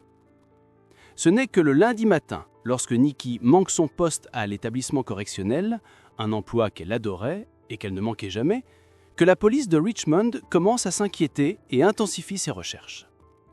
Les enquêteurs interrogent l'entourage de Nikki pour déterminer si sa journée était normale. Ils se concentrent d'abord sur l'incident du harcèlement à la laverie, impliquant les deux hommes. Cependant, les employés de la laverie n'ont signalé aucun problème, et cette piste s'avère sans suite. La police examine alors la vidéosurveillance. Des images sont récupérées d'un dépanneur ou d'une épicerie située en face de la laverie. Ces images montrent Nikki à l'intérieur, effectuant un achat. Les enquêteurs notent qu'elle ne semblait pas paniquée, ni sous contrainte. Elle part normalement. Les sources divergent quant au moment exact de ces images, avant ou après sa visite chez sa mère. Mais elles confirment qu'elle était bien là et qu'elle n'a pas été enlevée directement depuis la laverie. Très rapidement, les yeux de la famille et ceux de la police se tournent vers le fiancé, Bobby Webster. Bobby participe activement aux recherches organisées par la famille, distribuant des dépliants et organisant des équipes. Mais son comportement soulève de sérieux doutes. Les sœurs de Nikki remarquent son apparence curieuse. Alors qu'elles sont elles-mêmes débraillées et dévastées, Bobby est toujours propre et bien habillé, comme s'il était prêt à passer devant les caméras. Et de fait, il se place souvent au centre des interviews médiatiques. Mais c'est ce qu'il fait juste après la disparition qui est le plus alarmant. Bobby commence immédiatement à annuler le mariage. Il annule la salle de réception et obtient un remboursement. Il tente également de récupérer l'argent des bagues de mariage. De plus, il aurait contacté l'école de Nikki pour se faire rembourser l'argent de ses frais de scolarité. Ce comportement est extrêmement troublant pour la police et la famille. C'est comme s'ils savaient qu'elle ne reviendrait pas. La police convoque Bobby pour un interrogatoire. Il coopère et propose une explication à ses actions suspectes. Il prétend qu'il cherchait seulement à réunir de l'argent pour offrir une récompense. Il a besoin d'argent pour acheter un téléphone portable afin d'être en contact constant avec les équipes de recherche. Il nie avoir tenté de récupérer l'argent des frais de scolarité de Nikki et insiste sur le fait qu'il n'a jamais annulé le mariage, mais seulement fait des appels pour signaler un retard ou un report, car la cérémonie dans 3 semaines était désormais impossible à maintenir. Pour la police, ces explications sont faibles. Elle demande à Bobby de passer un test polygraphe. Bobby échouait le détecteur de mensonges. L'examen indique qu'il a fait preuve de tromperie. Bobby expliquera plus tard que cette tromperie provenait de son sentiment de culpabilité, car il était son fiancé et avait l'impression d'avoir manqué à son devoir de la protéger. Malgré les actions erratiques de Bobby et l'échec du polygraphe, la police n'a aucune preuve matérielle concrète pour l'impliquer dans la disparition. Il est désigné comme personne d'intérêt et non comme suspect. Et l'enquête doit passer à autre chose. L'enquête s'enlise. Puis, 3 mois et demi après sa disparition, le cas connaît un développement majeur. Le 3 novembre 2001, vers 7h30 du matin, le véhicule de Nikki, la grande voiture GMC de Bobby, est retrouvé. Dayton, Ohio, à environ 1 heure de Richmond, dans le parking d'un complexe d'appartements nommé Meadows of Catalpa. La police est surprise par l'endroit. Ce n'est pas là qu'elle aurait dû être. La voiture est en bon état apparent, mais la découverte la plus étrange se trouve à l'intérieur. Le linge de Nikki est toujours dans la voiture, plié dans les paniers. Cela signifie que Nikki a volontairement quitté la laverie, a terminé le séchage, plié ses vêtements et les a mis dans la voiture. Elle n'a donc pas été enlevée de force de la laverie, comme le suggéraient les premières théories. De plus, l'analyse montre que le siège conducteur est réglé dans une position qui correspondrait à la taille de Nikki. Il est probable qu'elle ait conduit elle-même le véhicule jusqu'à cet endroit pour rencontrer quelqu'un. La police envoie la voiture au laboratoire criminel de l'État pour des tests ADN, de sang et d'empreintes digitales, espérant un indice. Malheureusement, le véhicule revient entièrement nettoyé. Pas de sang, pas d'ADN étranger, rien. Certains éléments comme la colonne de direction et la radio semblent avoir été manipulés, mais aucune trace exploitable n'est trouvée. La localisation du véhicule est le premier indice concret depuis des mois. Et il est extrêmement révélateur. La grande voiture est stationnée dans le complexe d'appartements où vit Steven Johnston, l'ex-petit ami de Nikki et le père de Peyton. Ceci est un drapeau rouge majeur. Les enquêteurs se demandent si Steven, potentiellement aigri de voir la mère de sa fille sur le point d'épouser un autre homme, n'aurait pas pu se venger. La police de Richmond contacte Steven Johnston. Steven se montre très coopératif, même très en colère de la situation. Il se dit prêt à tout fournir, son ADN, ses empreintes, et il accepte immédiatement de passer un test polygraphique. Steven Johnston réussit le test polygraphique. Il fournit également un alibi solide. Face à ces résultats et à l'absence de preuves matérielles le liant à la voiture ou à la disparition, la police conclut que le fait que la voiture ait été trouvée dans son complexe est probablement une coïncidence troublante. L'enquête aurait dû s'arrêter là, mais en creusant les environs, les enquêteurs font une autre découverte. À seulement 1/4 de mile de là, environ 400 mètres, se trouve un autre complexe d'appartements où vit un ami et collègue de Nikki. Cet homme s'appelle Tommy Swint. Tommy et Nikki travaillaient tous les deux au même établissement correctionnel de Dayton. Nikki le considérait comme une figure de grand frère. Mais la police découvre rapidement que Tommy voyait Nikki différemment. Des rumeurs couraient et des amis et membres de la famille croient qu'il avait une obsession pour elle. Tommy n'était pas seulement obsédé, il était connu pour être agressif, en particulier envers les femmes. Son tempérament avait suscité des avertissements à Nikki, mais elle, optimiste, avait cru en lui. La police découvre 2 incidents majeurs impliquant Tommy et Nikki avant sa disparition. La sœur de Nikki, Michelle, s'est un jour rendue à l'appartement de Nikki et a entendu sa sœur crier à l'aide. En entrant, Michelle a vu Tommy Swint sur Nikki, qui tentait de le repousser avec son pied. Nikki a raconté à sa sœur qu'elle pensait qu'il était sur le point de l'agresser sexuellement. Juste avant sa disparition, Nikki a eu une fête prénuptiale. Tommy n'était pas invité, mais il lui a envoyé un cadeau, de lingerie très osée. Un cadeau que beaucoup ont trouvé très effrayant et inapproprié, étant donné qu'elle allait épouser un autre homme. L'attention des enquêteurs se concentre désormais sur Tommy.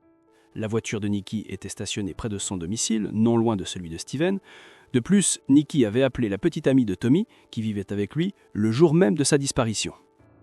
La sœur de Nikki, Michelle, pense que Nikki pourrait s'être rendue chez Tommy pour récupérer quelque chose, peut-être des vitamines pour les cheveux et les ongles, ou pour s'expliquer sur la situation. La police confronte Tommy. Il se révèle non coopératif. Il ne répond pas complètement aux questions, élude les sujets ou change de conversation. Il donne l'impression de se dérober.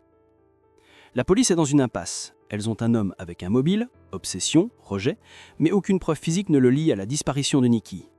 Elles le placent sur leur liste de personnes d'intérêt, mais l'enquête piétine et elles ne peuvent pas le forcer à parler.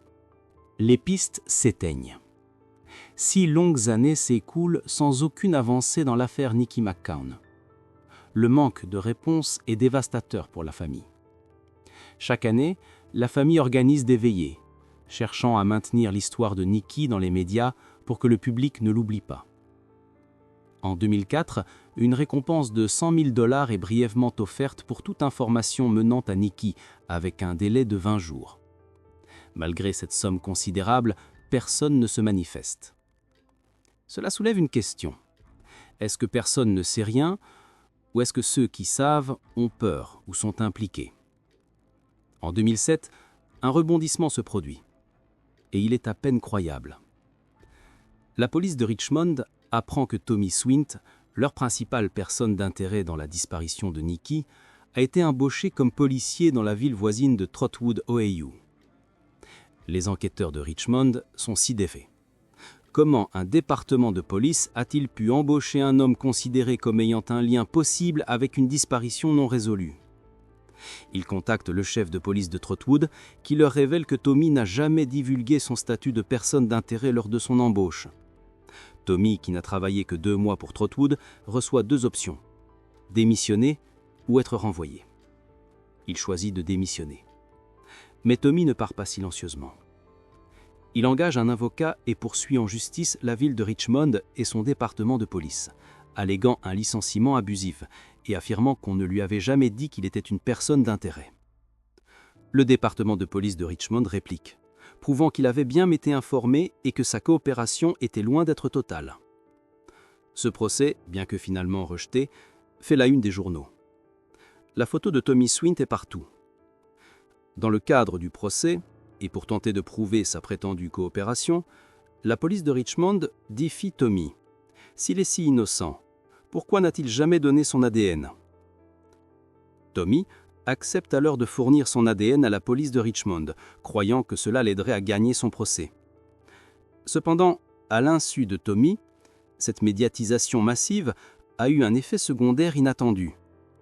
À Dayton, Ohio, la police reçoit un appel anonyme. Quelqu'un qui a vu le visage de Tommy Swint dans les nouvelles suggère aux autorités de l'enquêter pour un autre dossier non résolu. L'appel anonyme concerne le meurtre non élucidé de Tina Marie Ivory.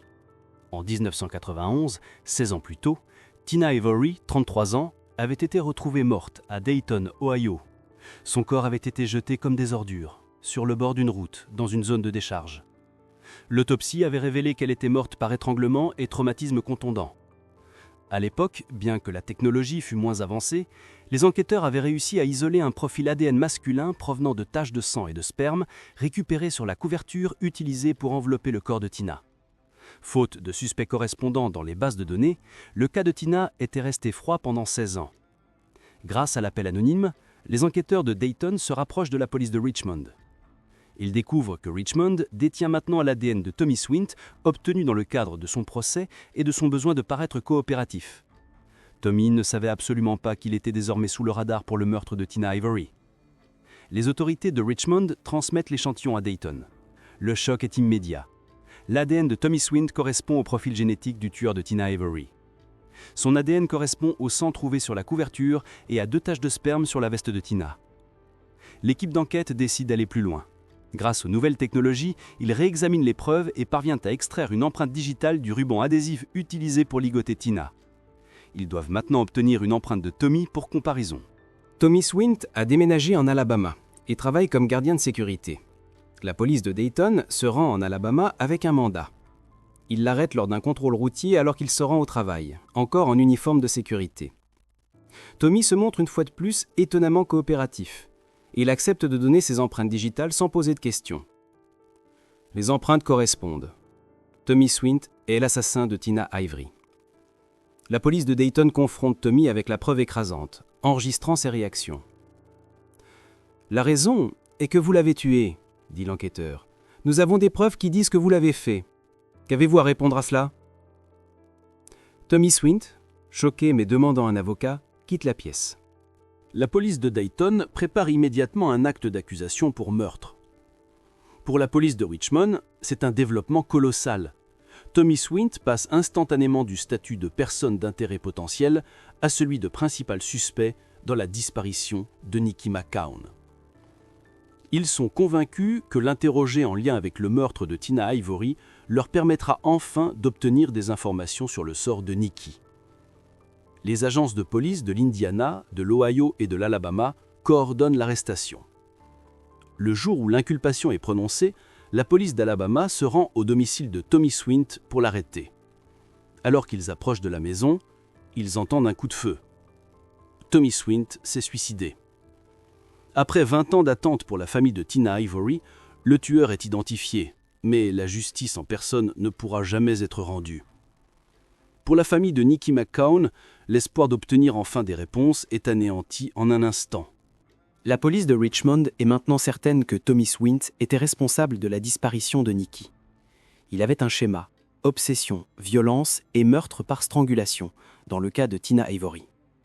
Les enquêteurs se demandent si Tommy Swint n'était pas un tueur en série. Ils croient qu'il a emporté de nombreux secrets dans sa tombe.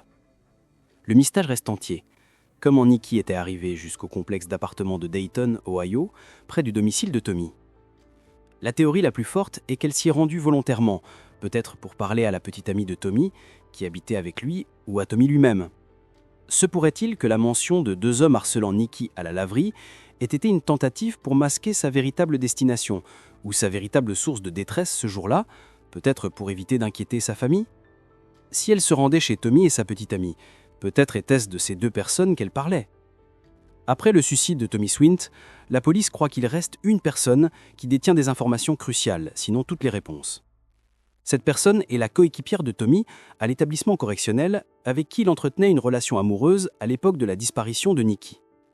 Les enquêteurs pensent que Tommy a pu lui confier des informations concernant Nikki, ce qu'on appelle « pillow talk », confidence sur l'oreiller. Cette femme vivait avec Tommy près de l'endroit où la voiture de Nikki a été retrouvée. Nikki l'a appelée ce jour-là. La police et la famille se demandent si cette femme n'aurait pas pu attirer Nikki dans l'appartement, peut-être par jalousie, car Tommy était obsédé par Nikki, ou par manipulation, conduisant à l'agression et à l'enlèvement. Si la voiture de Nikki était propre et réglée pour sa taille, cela soulève d'autres questions. Se pourrait-il que Tommy, expérimenté dans l'assassinat, ait demandé à sa petite amie, qui pourrait être de la même taille que Nikki, de déplacer le véhicule et de nettoyer l'ADN? Et est-ce que la voiture a vraiment été là pendant 3 mois, ou a-t-elle été placée peu avant sa découverte, peut-être dans l'espoir de faire accuser Steven Johnston, l'ex de Nikki, qui vivait sur place? Le fait que cette femme n'ait jamais témoigné, même après la mort de Tommy, renforce les soupçons qu'elle détient des informations capitales, ou qu'elle était impliquée. La famille de Nikki lance un appel poignant à cette femme. « Je sais que Swint t'a dit quelque chose. Nettoie ta conscience. Tu es censée être chrétienne. Vas-y, mets-toi en règle avec Dieu. Mets-toi en règle avec nous. » 17 ans après la disparition de Nikki McCown, son fiancé Bobby Webster vit toujours seul et porte le fardeau de la culpabilité, souhaitant juste des réponses. Sa fille, Peyton, qui avait 9 ans, est maintenant une femme de 26 ans avec un enfant. Aujourd'hui, l'affaire de Nikki McCown repose sur un dernier espoir, que la coéquipière de Tommy Swint, cette dernière personne détenant peut-être la vérité, décide de se manifester et de révéler les secrets que Tommy a emportés dans sa tombe. Il existe des mystères qui refusent de s'éteindre, des histoires si troublantes qu'elles nous hantent des décennies après les faits. Celle de Claire Martin, une petite fille de 6 ans. Comment un cauchemar peut-il se dérouler en plein cœur d'un foyer parfait, sans que personne ne voie rien? Et surtout, comment ce crime peut-il rester impuni près de 3 décennies plus tard?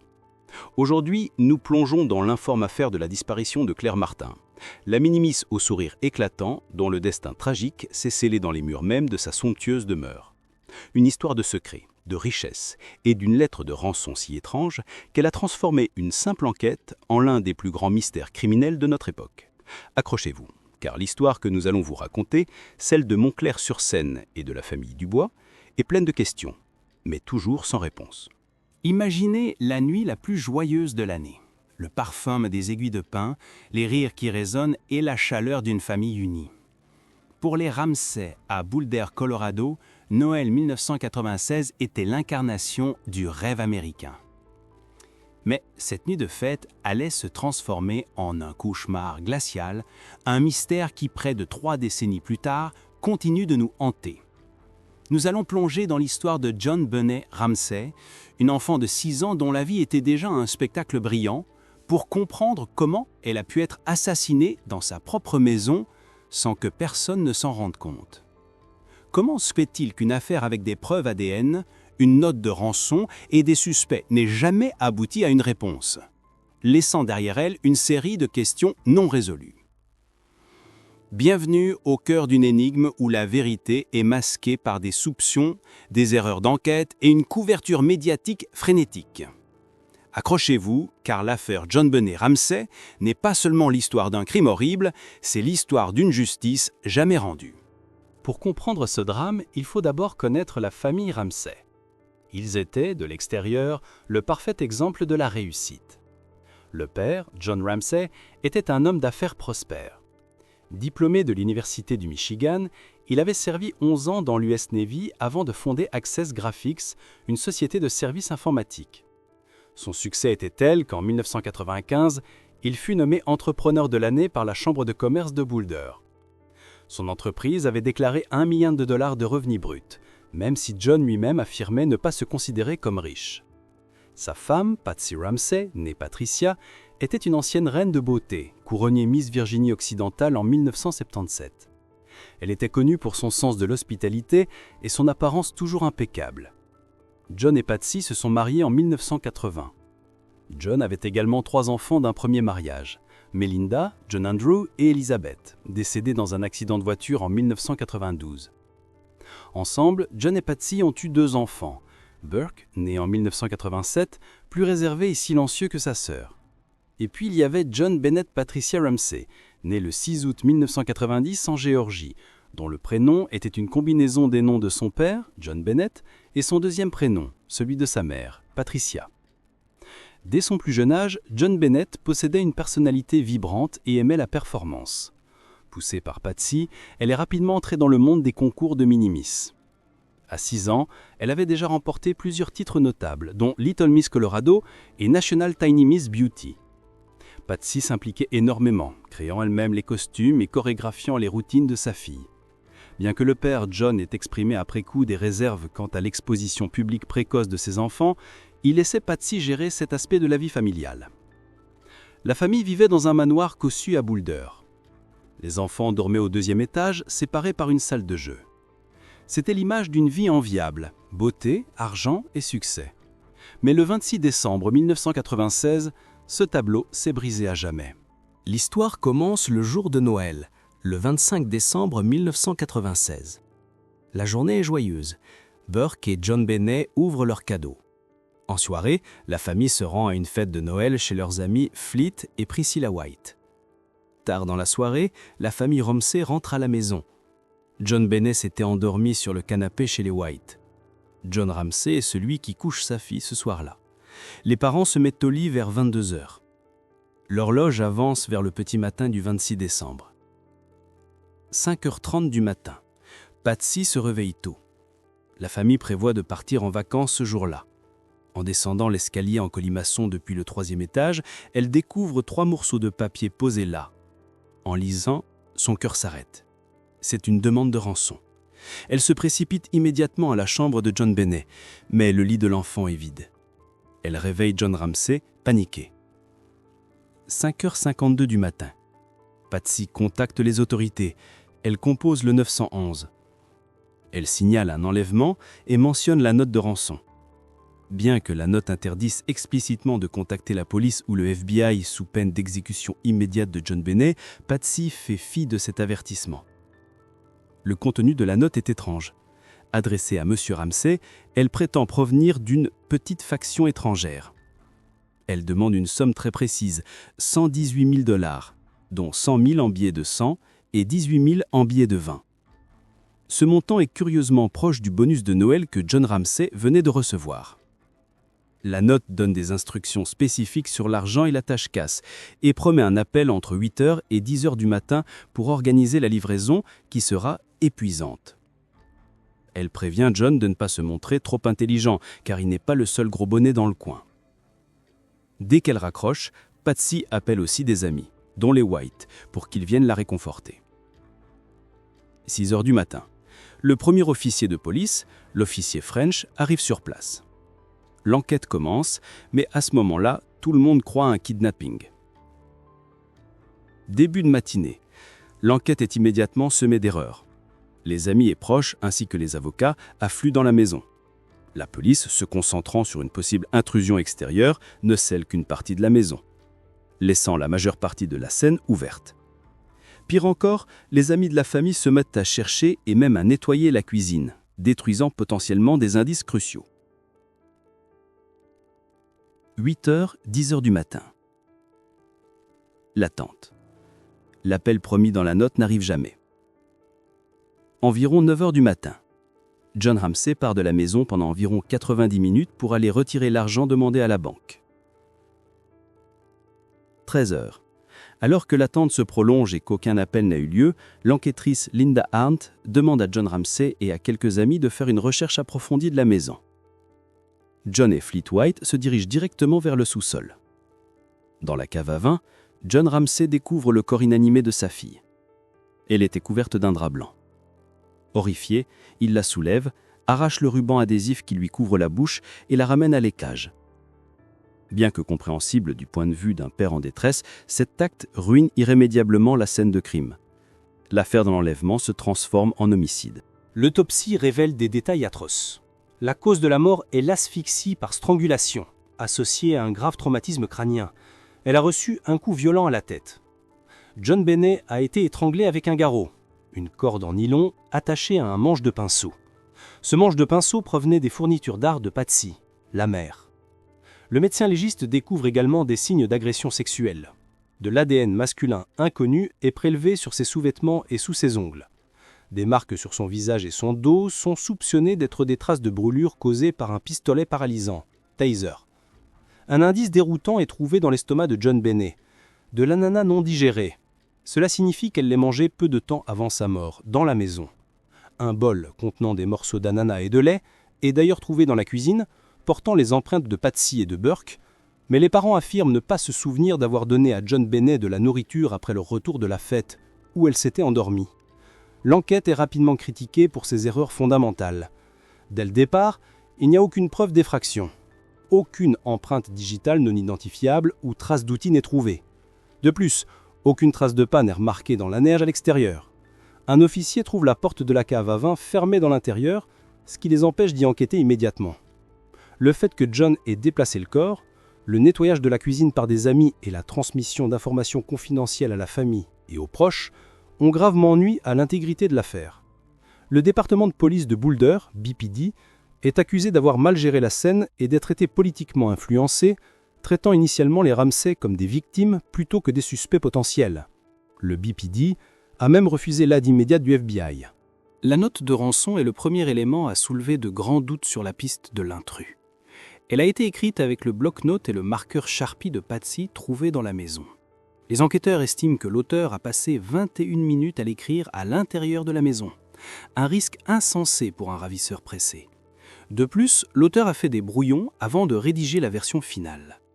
Des graphologues ont analysé l'écriture, si John Ramsey a été rapidement écarté, celle de Patsy présentait de nombreuses similitudes.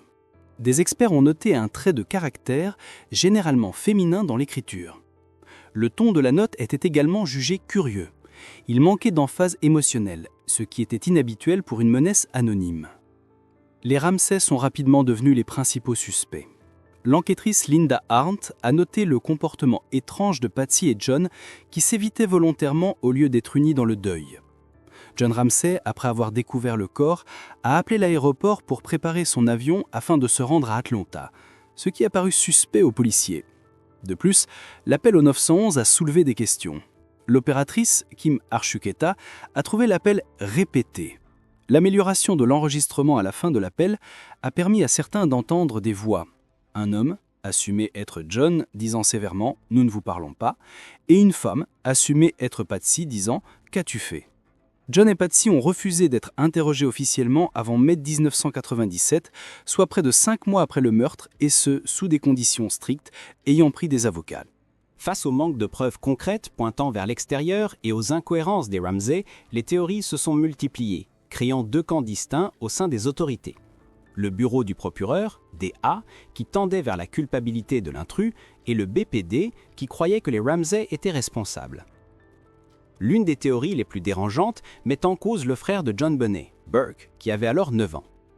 Cette théorie suggère une mort accidentelle, causée par une dispute, potentiellement sur le bol d'ananas retrouvé. Burke, jaloux de l'attention que sa sœur recevait, aurait frappé John Bonet à la tête, peut-être avec une lampe de poche, un objet qui a pu être vu sur les photos de la cuisine. Les sources mentionnent que Burke avait des antécédents de comportements dérangeants, comme des problèmes scatologiques, émission régulière de matière fécale dans des endroits inappropriés, et un incident où il avait frappé John Bonet au visage avec un club de golf. En 2016, dans un documentaire télévisé, cette théorie a été fortement suggérée. Les analystes ont même examiné le comportement de Burke lors d'interviews passées et récentes, notant son sourire et ses manières jugées étranges pour quelqu'un ayant perdu un être cher, bien que le docteur Phil ait expliqué cela par la nervosité ou l'anxiété due à l'inconfort social. Si Burke était impliqué, la théorie soutient que John et Patsy auraient mis en scène l'enlèvement, note de rançon, garrot, pour protéger leur fils encore en vie. Patsy était également suspectée. Certains enquêteurs pensaient qu'elle aurait pu tuer John Bonet dans un accès de rage. John Bonet avait des problèmes d'énurésie, faire pipi au lit, ce qui, selon des témoignages, exaspérait Patsy. Le traumatisme crânien aurait dû être accidentel, peut-être en la frappant contre un objet dur, comme une baignoire ou une table, avant que Patsy ne panique et ne mette en scène le crime pour cacher la vérité. Cette piste est fortement soutenue par le fait que la note de rançon utilisait le matériel d'écriture de Patsy et présentait des similitudes avec son écriture. Malgré les soupçons pesant sur la famille, certains enquêteurs de renom, comme le détective Lou Smith du bureau du procureur, étaient convaincus qu'un étranger était responsable. Smith a mis en évidence le rôle potentiel d'un pédophile. Il a insisté sur la brutalité du meurtre, double strangulation avec un garrot complexe, agression sexuelle. Il a également souligné que l'utilisation d'un pistolet paralysant, stun gun, dont les Ramsay n'avaient pas d'antécédent de possession, pointait vers un intrus ayant besoin de neutraliser une victime. De plus, l'entrée potentielle par une fenêtre cassée du sous-sol a été explorée. John avait affirmé avoir cassé cette fenêtre des mois auparavant, mais elle était ouverte et une valise cabossée trouvée juste en dessous aurait pu servir de marchepied pour entrer ou sortir. Bien qu'initialement des toiles d'araignée aient suggéré que personne n'était passé par là récemment, Smith a prouvé qu'un intrus aurait pu facilement accéder à la maison par ce point. Plusieurs suspects extérieurs ont été interrogés. Bill McReynolds, l'homme qui se déguisait en Père Noël lors des fêtes des Ramsay. Il avait montré une affection particulière pour John Bonet.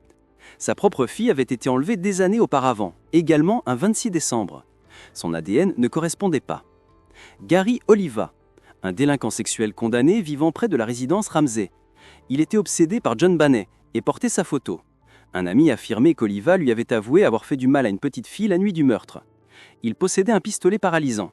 Cependant, son ADN ne correspondait pas à celui trouvé sur la scène.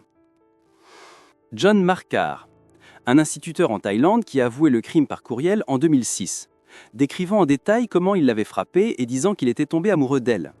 Sa confession était très détaillée, mais elle contredisait les preuves d'autopsie. Il disait l'avoir droguée, mais elle n'avait pas été droguée. Surtout, son ADN ne correspondait pas. De plus, il n'était pas au Colorado au moment des faits. L'ADN est devenu la pièce maîtresse, mais aussi la plus contestée de l'affaire. Bien que l'ADN masculin non identifié ait initialement écarté toute la famille Ramsay, l'intégrité de ces preuves a été remise en question. En 2008, la procureure Mary Lacey a officiellement exonéré la famille Ramsay, se basant sur les preuves ADN qui ne correspondaient à aucun membre de la famille. Cependant, des experts en sciences légales ont suggéré que l'ADN trouvé sur les sous-vêtements de John Bonet pouvait être de l'ADN de transfert issu du processus de fabrication, soulevant la possibilité que ces échantillons n'appartiennent pas au tueur et rendant l'ADN non fiable pour l'exclusion du suspect. Cela a rendu le cas encore plus ouvert et incertain. L'histoire de John Bonet a connu un ultime rebondissement en 2013, lorsque des documents ont révélé que le grand jury avait voté en 1999 pour inculper Patsy et John Ramsay pour mise en danger d'enfants entraînant la mort et entrave à la justice. Cependant, Alex Hunter, le procureur de district à l'époque, avait refusé de signer l'acte d'accusation, estimant qu'il n'y avait pas suffisamment de preuves pour prouver la culpabilité des Ramsay hors de tout doute raisonnable. Ce n'était pas la seule difficulté à laquelle les Ramsay ont été confrontés. Ils ont été accusés d'avoir profité financièrement de l'affaire.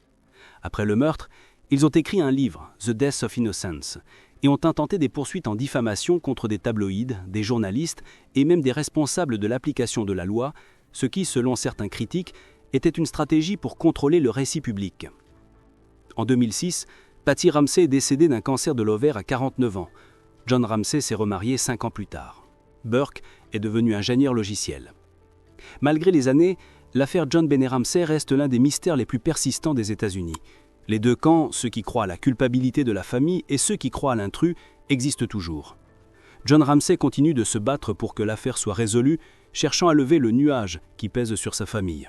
Il pense de l'utilisation des technologies généalogiques modernes pourrait enfin identifier le tueur, qu'il croit être un étranger qui était déjà dans la maison lorsqu'ils sont rentrés. En 2024, le département de police de Boulder a réaffirmé que l'enquête était en cours, examinant les nouvelles pistes et les recommandations faites par les équipes d'examen des affaires non élucidées. 26 ans après le crime, aucun coupable n'a été désigné et le meurtre de John Benet Ramsey demeure un mystère irrésolu.